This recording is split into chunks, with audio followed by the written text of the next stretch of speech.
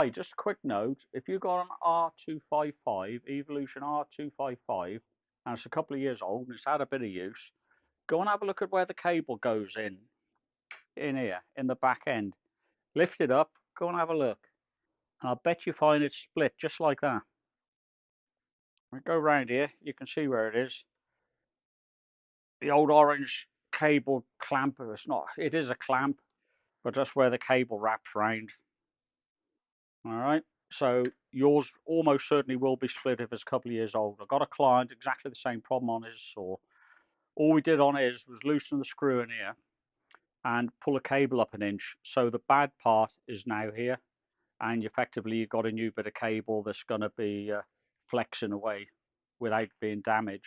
And you put a bit of tape around it. Long term, get into the head, rewire it all.